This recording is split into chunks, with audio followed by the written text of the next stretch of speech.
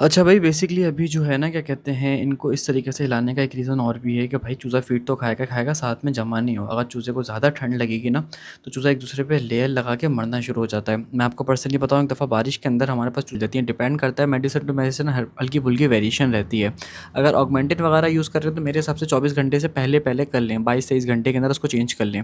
तो उसमें ये होता है कि दोनों आपका काम भी चल जाएगा, वरना पता लगे आप मेडिसिन यूज़ कर रहे हैं उसका कोई फ़ायदा ही नहीं हो तो फिर क्या फ़ायदा है उसका। तो इसलिए आप उसको बेहतर तरीके से यूज़ करें ताकि आपका चूज़ा भी अच्छी ग्रोथ में चले और कहानी भी दोनों अच्छे से। अब जो सीन है ना वो ये है कि यहाँ पर जो है तो बाकी चूज़े को वैक्सीन करेंगे ऐसा ऐसा करके। तो शुरू करते हैं काम को और उसके बाद जो है ना चलते हुए आपको अपडेट भी देंगे और एक एक चीज़ ना आपको बताते हुए चलते रहेंगे। और इसका भी टेम्परेचर मैं कम कर देता हूँ। कैसे करता हूँ आपको ज़रा दिखाता हूँ। इसका टेम्परेचर जो है ना वो है मैक्सिमम जो है ना मैक्सिमम 33 है और मिनिमम नहीं सॉरी मैक्सिमम 34 है, मिनिमम 33 है। इसको हम कर देते हैं 32। मिनिमम को जो है ना 32 भी नहीं हुआ होता, वो भी उसको फॉलो नहीं करते। हर चीज़ को वो बंदा मैनेज करता है जो उस जगह पे प्रेजेंट है। तो अगर आपको लगता है कि आपके पास इतनी नॉलेज है कि आप उसको मैनेज कर सकते हैं तो फिर आप अपने हिसाब से चीज़ों को ऊपर नीचे कर लें। तो क्योंकि देखिए अस्सलामुअलैकुम and welcome back to another episode. आज की दोस्तों उम्मीद करते हैं आप सब लोग खैरियत से होंगे। तो भाई आज की जो ये वीडियो है अगेन हमारे सेटअप पे, और ये बेसिकली बॉयलर चूज़ों की डे 2 की अपडेट है। तो सारी चीज़ आपको बताएंगे। इसमें कोशिश करके एक सीरीज़ भी बना लेंगे अगर पॉसिबल हो पाया कि क्या क्या चेंजिंग ली, क्या क्या चीज़ें ली, जिस हिसाब से वीडियोस अपलोड करते रहेंगे। एक एक चीज़ के आपको अपडेट भी मैं देता रहूँगा ताकि सीरीज़ में भी अच्छे से आइडिया हो जाए, आपको बाकी चीज़ों से भी अच्छे से आइडिया बन जाए। तो फिलहाल ये वाली सीरीज़ है। इंशाल्लाह फिर नेक्स्ट ईयर जो आएगी वो लेयर की आएगी। लेयर का फिलहाल चूज़ा महीने 2 महीने के लिए, तो फिर उसकी सीरीज़ बनाने में कोई इतना फ़ायदा नहीं होने वाला। तो ये सीन है भाई कि अभी जो सीन है ना वो ये है कि जो टोटल 24 घंटे में हमारे पास मोर्टेलिटी आई है ना वो नियरली 2 आई है। पहला दिन का फ्लॉग है माशाल्लाह से, और टेम्परेचर जो है वो ऑलरेडी बेसिकली मेंटेन हुआ है। किससे हुआ है? कंट्रोलर से हुआ है। खैर ये बल्ब मेरे हिसाब से तो एक दफ़ा भी बंद नहीं हुआ है, क्योंकि उसका रीज़न ये है कि टेम्परेचर 33.4 था और रात में मैंने एक बल्ब और बढ़ा दिया था। रात में तकरीबन 2 बजे मैं यहाँ पर आया। पहले मैं आया 12 बजे यहाँ पे वापसी, फिर मैं आया 2 बजे वापसी। क्योंकि भाई रीज़न सारा ये होता है ना कि बेसिकली चूज़ा जो होता है ना वो बहुत ज़्यादा जो है ना वो रहता है, टेंशन रहती है बंदे को। और मैंने यहाँ पे कैमरा भी फिट नहीं किया हुआ था, तो मैंने कहा बेहतर यार पहले चक्कर लगा के मैं इसको कर लूँ और उसके बाद देखूँ करना किस हिसाब से। तो ये सिचुएशन है अभी भाई कि अभी जो है वो इस हिसाब से चीज़ें चल रही है कि टेम्परेचर जो है वो तकरीबन 33.4 है। और फिर भी बंदा टेंशन में रहता है कि खुदा ना करे कोई इशू ना हो जाए, लोड शेडिंग ना हो जाए, कोई मसला ना हो जाए, और अगर इस तरह का हो गया फिर क्या होगा। तो उससे अच्छा बंदा के दोनों या कभी कभी ब्रेकर गिर जाता है कि पूरी रात चूज़ा ठंडे में ही रहे, और सुबह फजर होते ही मेरा यानी कि जो लड़का का है साथ मेरे साथ काम जो करता है वो लड़का सुबह सुबह आई है, तो उसमें यह है कि हमारी बचत हो गई। अच्छा एक चीज़ मैं आपको बताऊँ, चूज़ा सुकून से बैठा हुआ है। उसका रीज़न सारा ये है कि चूज़ा नहायत ही आलसी किस्म का चूज़ा होता है ब्रॉयलर का। जिस तरह आपने लेयर का देखा है ना, वो पप करते हुए सारे करीब आ जाते हैं, मिस्त्री के करीब भागते हैं। लेयर का चूज़ा मिस्त्री ब्रॉयलर का चूज़ा सिर्फ और सिर्फ आलसी होता है। मैं आपको दिखाता हूँ कैसे। दिखाते हैं आपको ज़रा एक चीज़। 1 मिनट भाई, अंदर आ रहे हैं हम। ये देख रहे हैं सारे कैसे पड़े हुए हैं मज़ीद सुकून से, एक के ऊपर एक सिमट सिमट के पड़े हुए हैं। जबकि टेम्परेचर क्या हो रहा है, मैं आपको टेम्परेचर दिखाऊँ। टेम्परेचर हो रहा है 33.4, तकरीबन 33 से भी ऊपर जा रहा है। उसके अलावा जो वो है उसका टेम्परेचर भी अगर आप देखोगे तो 32.9, यानी कि नियरली 33 चल रहा है। उसका सेंसर ऊपर है बस और दीवार पे लगा हुआ है, इसलिए थोड़ा कम बता रहा है वो। तो उस हिसाब से भी आप देखें तो चूज़े कितने ज़्यादा आलसी हैं। और इनको उठाने का तरीका पता है क्या? इनको उठाने का देखो, ये देखो मुँह पाँव नीचे, इसका पाँव किधर है इसके। इनको उठाने का तरीका कार ये, इनको पकड़ो, ये ला दो, चलो ओए काम पे नहीं आना तुम लोगों ने, उठो जल्दी, उठो उठो उठो, चलो चलो काम पे चलो, काम पे चलो। देखा अभी इस तरीके से उड़ जाएंगे बस ये, पर इनको काम पे भेज दिया आपने, वो लोग सुकून से पड़े हुए। तो ब्रॉयलर चूज़े का तो ना ये मसला होता है जो मैंने पर्सनली देखा। मैंने कभी भी ना इतने ज़्यादा नहीं पाले, ये भी ज़्यादा नहीं है। मैं आपको पर्सनली बताऊँ ये ज़्यादा नहीं है, ये सिर्फ और सिर्फ एक एक्सपेरिमेंटल पर्पज़ पर है। और वो एक्सपेरिमेंट मैंने आपसे अभी तक रिवील नहीं किया कि वो क्या होने वाला है। इंशाल्लाह आपको पता लगेगा, आपको मज़ा आ जाएगा। नेक्स्ट ब्लॉग में आपको बता दूंगा कि क्या वजह है, किस हिसाब से एक्सपेरिमेंट में इसको कह रहा हूँ, क्या रीज़न हो सकता है। लेकिन डिफरेंट होने वाला है, क्योंकि यार मैं जो जिस तरह का मेरा सेटअप है ना वो मिस्री और लेयर के हिसाब से परफेक्ट है। मिस्री में 2000, 3000, 1500 उस तरह लेयर भी इसी क्वान्टिटी पर चल रही होती है। लेकिन ब्रॉयलर कम डाला है क्योंकि एक एक्सपेरिमेंट पर्पज़ पर है। अल्लाह करे अगर वो एक्सपेरिमेंट पास रहा तो फिर ब्रॉयलर की भी हम इंशाल्लाह प्रॉपर सेटिंग करेंगे। भले यहाँ करें कहीं और करें, वो हम बाद में डिसाइड करेंगे। तो एक चीज़ होने वाली है, थोड़ी सी यूनिक भी हो जाएगी, थोड़ी सी अच्छी भी हो जाएगी, उस हिसाब से लेके चलेंगे। खैर अभी तरह इनको फीड डाल दें। कल जो डाली थी इनको फीड वो बेसिकली ज़मीन पर डाली थी, आज थाल में डालेंगे। तो थाल में फीड डाल के ज़रा कुछ चीज़ें भी नोट कर लेते हैं। और उसके अलावा आपको मोटेलिटी तो मैंने बता दी कि टोटल जो मोटेलिटी है ना वो 2 है जो यहाँ पे पड़ी हुई है। कल वाली फेंक दी थी, ये वाली अभी पड़ी हुई है। तो पहले एक तरह इनको पानी फीड डाल दें, उसके बाद चल के अभी डिस्कशन करेंगे, ठीक है। अच्छा भाई बेसिकली अभी जो है ना क्या कहते हैं इनको इस तरीके से हिलाने का एक रीज़न और भी है कि भाई चूज़ा फीड तो खाएगा साथ में जमा नहीं हो। अगर चूज़े को ज़्यादा ठंड लगेगी ना तो चूज़ा एक दूसरे पे लेयर लगा के मरना शुरू हो जाता है। मैं आपको पर्सनली बताऊँ, एक दफ़ा बारिश के अंदर हमारे पास चूज़ा साइडों पे जमा हुआ और समझ लें कि मुश्किल से 2 से 3 मिनट के अंदर चूज़ों की इतनी मोटी लेयर लग गई कि एक कोने में 70-80 चूज़े मर गए। और उसके टाइम पे मेरे पास ज़्यादा चूज़ा भी नहीं था, मेरे ख्याल से शायद 1200 के करीब था। तो एकदम से 70-80 चूज़े मर गए एक तरफ, दूसरी तरफ पानी जमा हुआ, वहाँ पे जमा होने शुरू हो गए। चूज़ा जो होता है ना वो बेवकूफ़ होता है। एक दफ़ा हमारे घर पे आग लगी थी, चूज़े जल के मरे थे, तो आग लगने के टाइम पे सारे चूज़े साइड पड़ते हैं, पर जैसे ही आग बढ़ी चूज़े सारे के सारे आग की तरफ चले गए, वहाँ जाके मरना शुरू हो गए।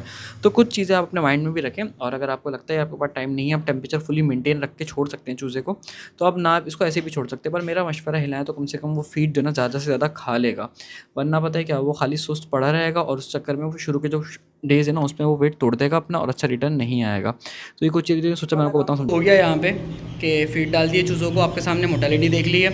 एक साहब को हमने 50 चूज़े देने थे, बाई चांस वो भी दे दिया। उसका रीज़न मैं आपको समझाऊँ, उसका रीज़न सारा ये था कि भाई उनको कल देना था, पर मैं कल इतना ज़्यादा थक गया था, फिर फेस्टिवल था, भाई निकल गया था, एक काम से छोटे थे, वो निपटा के वापसी आया था। मैंने कहा बस छोड़ो, कल देंगे इनको आराम से। तो वो मेरे पे बन रहा था एक दिन का, तो मैं कहा चलें खैर है, जिसमें कल सबको रेट दिया था ना वही वाला रेट उनको दिए, बल्कि उनको उससे भी कम दिया। वो ज़रा जान पहचान वाले थे, ख्याल किया उनका, जान मुझसे कर लिया, पता नहीं कैसे कर लिया। खैर लेकिन ये था कि वो उनको भी कम करके दिया, लुबी लुबा बात का ये था, और उनको 50 चूज़े दे दिए। खैर अभी तो सेल के लिए कोई भी अवेलेबल नहीं है, ना कोई कांटेक्ट करे मेहरबानी, क्योंकि ये देखें सारा फ्लॉक अपने पास पलता है। ब्रॉयलर चूज़ा टुकड़ों में नहीं बिकता, ब्रॉयलर चूज़ा जो होता है वो इकट्ठा बिकता है। लेयर का चूज़ा बिक जाता है, मिस्री का बिक जाता है, ब्रॉयलर चूज़ा ऐसे पता है इसका साइकिल ही 45 डेज़ है।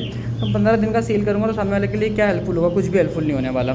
तो ये सारी बातें थी। खैर मेरे पास यहाँ पे कुछ चीज़ें जो मैंने लगानी है, अगर मैं आपको दिखाऊँ तो भाई मेरे पास एक कैमरा है जो मैंने यहाँ पे इंस्टॉल करना था, और उसका रीज़न सारा ये था कि भाई यहाँ पर जो है वो हो जाए, क्या हो जाए, अच्छे से तो ना मैं वो कर सकूँ, क्या कर सकूँ, मॉनिटरिंग कर सकता हूँ, क्योंकि ऐसे बात है रात ख्वार करना तो अक्लमंदी नहीं है ना इस जगह के ऊपर। तो इस हिसाब से ज़रा यहाँ की सेटिंग करेंगे, उसके बाद चल के फिर बात करेंगे, सही है। प्लान में थोड़ा सा चेंज है, वो ये है कि हम कैमरा बाद में लगाएंगे, पहले ज़रा पानी का इंतज़ाम करते हैं, उसके बाद जो ना सिचुएशन देखते हैं क्या करना है, किस हिसाब से करना है, ठीक है। क्योंकि पानी थोड़ा सा कम था मेरे पास, मैं पानी डालते हैं, उसके बाद चल के बात करेंगे। अच्छा भाई एक बहुत इंपॉर्टेंट चीज़ है जो न्यू फार्मर्स के लिए, देखिए मेडिसिन्स का जो पानी है ना उसको कोशिश करा करें इतना बनाएं कि वो 12 से 24 घंटे में ख़त्म हो जाए। कुछ मेडिसिन जो होती हैं वो 12 घंटे में भी चल जाती हैं, कुछ 24 घंटे भी चल जाती हैं, डिपेंड करता है मेडिसिन टू मेडिसिन, हल्की फुल्की वेरिएशन रहती है। अगर ऑगमेंटिन वगैरह यूज़ कर रहे हैं तो मेरे हिसाब से 24 घंटे से पहले पहले कर लें, 22-23 घंटे के अंदर उसको चेंज कर लें। तो उसमें ये होता है कि दोनों आपका काम भी चल जाएगा, वरना पता लगे आप मेडिसिन यूज़ कर रहे हैं उसका कोई फ़ायदा ही नहीं हो तो फिर क्या फ़ायदा है उसका। तो इसलिए आप उसको बेहतर तरीके से यूज़ करें ताकि आपका चूज़ा भी अच्छी ग्रोथ में चले और कहानी भी दोनों अच्छे से माशाल्लाह से रहे। तो अभी जो है फ़िलहाल पानी के अंदर वो ऑगमेंटिन सिरप डाल दिया, लाइज़ोबिट सिरप डाल दिया, साथ में ट्राइफिल ऐड कर दी। ये सारी वो मेडिसिन हैं जो हम लोग हर दफ़ा यूज़ करते हैं और इसका रिज़ल्ट अल्हम्दुलिल्लाह मैंने पर्सनली नोट किया बहुत अच्छा मिलता है और चूज़े की ग्रोथ माशाल्लाह से बहुत, जिसे कहते हैं ना, परफेक्ट आती है। खैर जल्दी जल्दी से ज़रा इसका पानी को चेंज कर लें और उसके बाद चल के जो ना फिर डिटेल में डिस्कशन करेंगे और चीज़ें जो ना आपको एक एक करके बताएंगे। तो जब थी 2 बोतलें खाली तो इसलिए 2 बोतलों में डिवाइड करके डाल दिया। अभी रूटीन ये है कि 12 घंटे के अंदर जो बोतलें ख़त्म होंगी फिर उसको दोबारा से चेंज करके दूसरी 2 बोतलों को लगा देंगे। सर टोटल 4 बोतलें लगाई मैं तो काम ईज़िली मैनेज हो जाएगा। अच्छा भाई फीड डाल दिए, अब बारी कैमरा इंस्टॉल करने की है, तो कैमरा इंस्टॉल करते हैं, उसके बाद आपको अपडेट देंगे और कैमरे का रिजल्ट भी दिखाएंगे कि कैमरा किस तरीके का लगा है, क्या हिसाब किताब है, ठीक है। कंप्लीट रिकॉर्डिंग और सब चीज़ें आपको ज़्यादा दिखाते हैं। जैसे कैमरा इंस्टॉल करते हैं उसके बाद चल के फिर बात करेंगे। अच्छा भाई कैमरे की फ़िटिंग करनी थी। कैमरा मैं आपको पर्सनली बता दूं कि भाई ये वायरलेस कैमरे होते हैं और वाईफाई के थ्रू कनेक्ट हो जाते हैं आपके पास। इस कैमरे को मेरे पास तकरीबन 7 साल हो गए, लिटरली 7 साल से मेरे पास ये अच्छा काम कर रहा है, बल्कि मैं कहता हूँ बेहतरीन काम कर रहा है माशाल्लाह से। तो ये कुछ चीज़ें थी जो मैं सोचा आपको बताता रहूँ भाई, कि ऐसा नहीं है कि हर दफ़ा नई चीज़ लेते हैं। एक चीज़ ले ली अच्छी क्वालिटी की ले ली तो फिर वो एक लंबा टाइम निकाल लेगी, एक लंबा जिसे कहते हैं ना अच्छा खासा टाइम सुकून से निकाल लेगी, कोई मसला भी नहीं आएगा, कोई इशू भी नहीं आएगा। कैमरा कनेक्ट कर दिया, लेकिन इसका जो व्यू है ना वो आपको थोड़ी देर में दिखाएंगे। बेसिकली जोम की डिवाइस से नॉर्मली इसको कनेक्ट कर लिया है और साथ में जो है ना क्या कहते हैं, ठीक है लगा दो, उसको लगा दो, और साथ में जो ना कैमरा वो ऊपर लगाया हुआ है। जुगाड़ किया है, जोम की डिवाइस से नेट आएगा। फिलहाल यहाँ पर इंटरनेट का मैंने नेट पैकेज नहीं है, नहीं की डिवाइस नहीं लगवाई भी, लेकिन ये है कि सुना मुझे लग रहा है लगवाना पड़ जाएगा। और उसके अलावा जो पीछे ऊपर देख रहे हो ना वो कैमरा, तो उसका व्यू आपको थोड़ी देर में दिखाएंगे। तो चलते हैं ज़रा घर की तरफ और फिर चल के वहाँ से फिर चीज़ों की डिस्कशन करेंगे, ठीक है।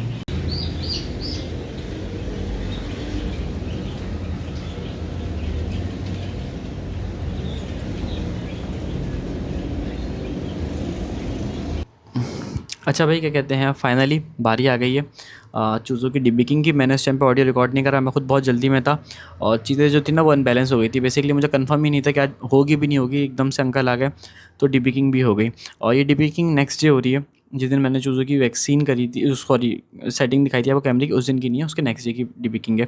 तो आज की वीडियो के अंदर आपको दो चीज़ें, तीन चीज़ें दिखाएंगे बेसिकली, डे 2 चूज़े का और डिबकिंग दिखाएंगे साथ में, और साथ में आपको वो भी दिखाना है, क्या दिखाना है, चूज़ों का डे 3 भी दिखाना है। तो सबसे पहले भाई पार्टीशन करके सारे चूज़ों को एक तरफ जमा कर लिया है और इसके बाद जो है अब जो है चूज़ों को एक एक करके, चूज़े की दोनों अच्छे से पार्टीशन हो गई है।